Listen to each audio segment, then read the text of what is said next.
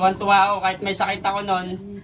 Umakyat ako. Siyempre, lahat naman ng fancier kapag napagpauwi ng derby, last lap. Tapos superset, auction, multiple, pooling, masaya.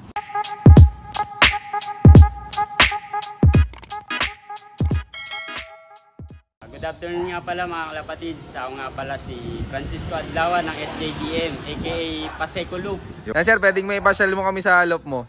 Sige, tara.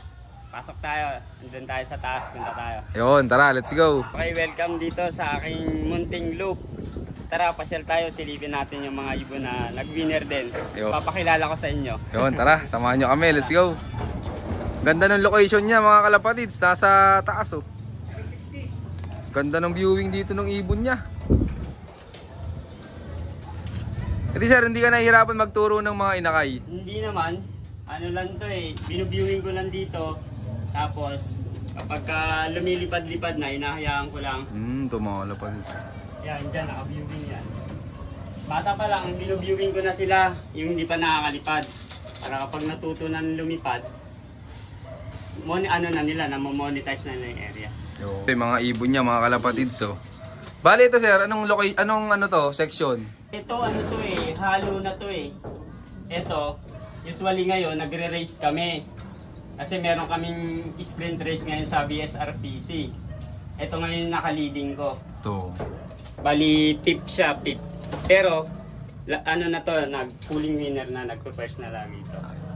Kasi ito naman yung nag-champion sa SJDM sa BBC. Ba, ito mga kalapatid. So, anong bloodline na to sir? Ito ano to eh, Jansen to talaga eh. Parang medyo bata pa sir, ano? Oh, bata pa to. Saan yung nilaro yan sir? North or South? North. Actually ito naka-derby sa BBC. Bali, nag-lap winner to doon sa area, dyan sa Bagong Silang. Tapos pooling winner. 2 beses na rin tong umakot doon, pati doon kila Madam. Tapos, hininto ko na nung third lap. Kasi, nawala yung ano niya eh, momentum niya. Bakit sir? Anong nangyari sir?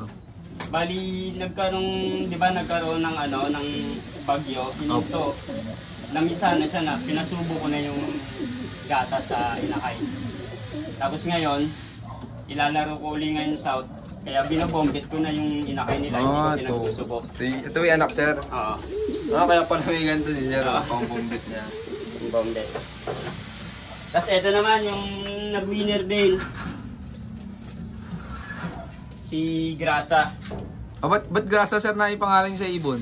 Kasi itong ibon na to, nilaro ko siya noon sa South, bata pa. Mga siguro almost 4 months, 3 months. Ngayon nawala siya. Ngayon nung nawala siya, bumalik siya after 1 month.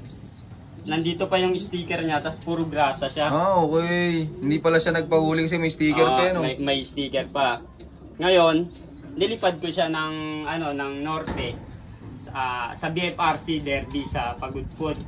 Nung mga malalapit pa lang, lagi siyang pooling winner. Tapos, yung mga certificate niya nandun kasi naka-under renovation tayo eh. Okay. Kaya yung gamit wala dito na sa kabilang bahay. Pero kamusta yan sir nung kinakarera mo simula first lap derby? Ano to? Superset to. Superset winner. Nung first lap derby nung Bawang, kasi puro smash yun eh. Smash yung laban umispeed siya ng 1,058.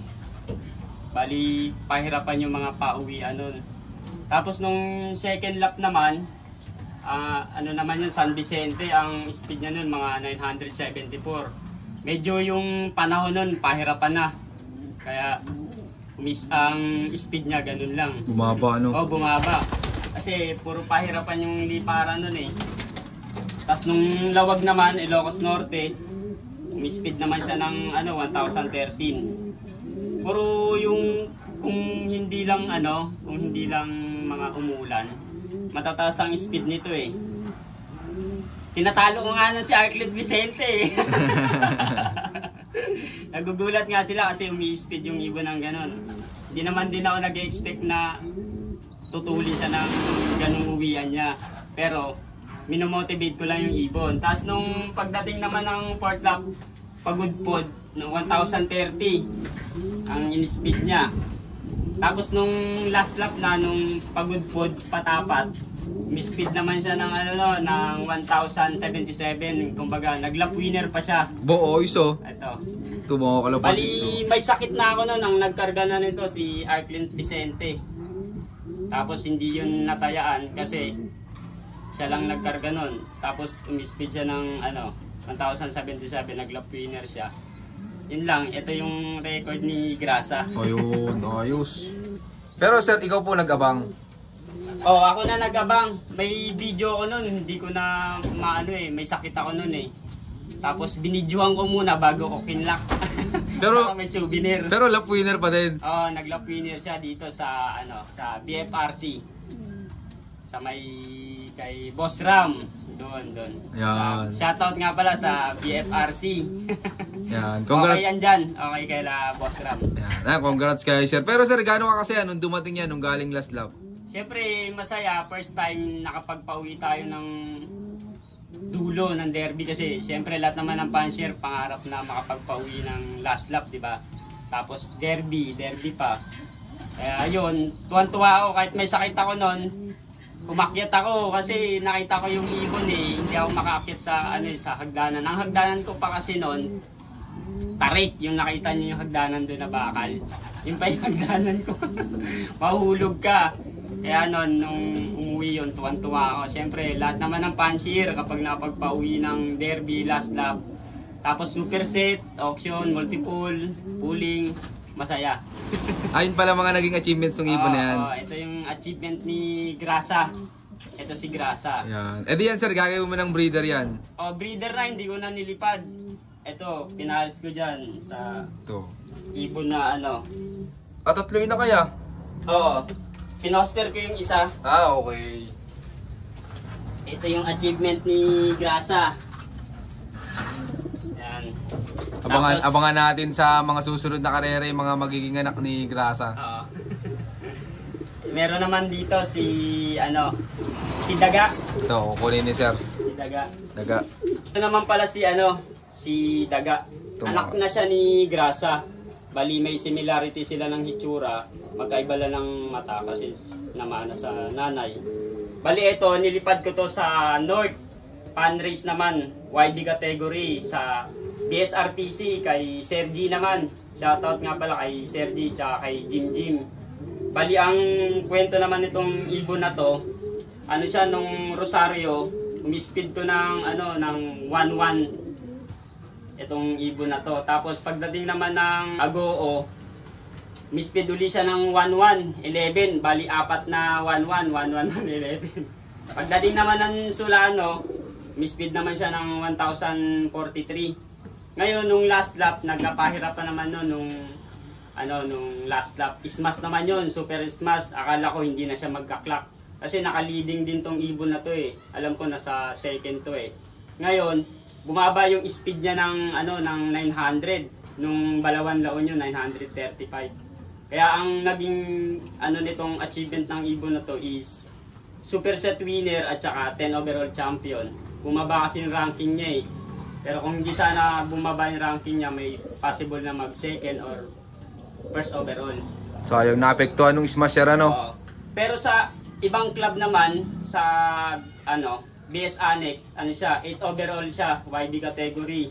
Tsaka 7 overall sa All Bird category naman, tas super set winner din. Ayos na. Bali, ako na rin nag-breed, ako na rin nag-race. Ito mga kalapatid. So, tas sir, gagawin mo na tong breeder. Ito actually, ito ngayon, may anak na to. Apo. Nililipad ko ngayon sa BS. Bali, yung performance ng anak niya, maganda. Maganda siya.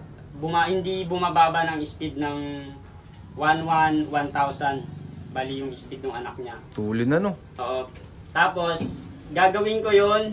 Bibigyan ko ng motivation kapag start na talaga ng series ng ng fundraise ng ng BSRPC. Yan, ito. Good luck dito kay Daga. Okay lang sir, malaman kung bakit Daga na itawag mo dito. Kasi, yung mga ibong ko noon, yung time na yun busy ako eh. Yung mga nasa out of town. Sa lahat-lahat ng kinain ng daga, ito lang nakaligtas. Ngayon, itong ibon na to, kinain ng daga, nakaligtas siya. Pinunta ko kay Arclint Vicente, binuhay namin. Bali, butas kasi yung butsi niya. Tinahi namin yung butsi. Tapos sabi namin, magaling tong ibon na to. Kasi, kaya namin nasabing magaling, sa lahat ng kinain na ibon, siya lang nakaligtas. Bali, yung mga kinain na ibon nga pala, yun yung nag-produce ng mga champion. Kay Donel Vilonyo, yung itlog na yon, binigay ko sa kanya kasi kinain ng daga yung magulang. Tapos, pinabuhay ko na sa kanya, nilipad niya, nag-champion. Shoutout kay Boss Donel Vilonyo. Oo, ayos yun. Ang ganda ng istorya nun ah. Ngayon, ito yung istorya ni Daga. Kaya siya tinawag na Daga kasi nag-overall pa, pumasok pa sa overall. 10th overall. Oh. Ayos, ang ganda nito ni Daga. Ayos oh. Ayun, abangan pa natin sa mga susunod na karera yung mga magiging act nito. Nilalaro na pala. Nilalaro na. Kumbaga, nanalo na rin ng pooling yon.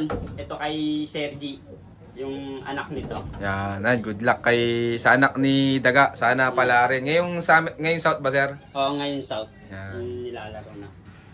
Yan, hinga naman natin si sir ng tips about sa karera.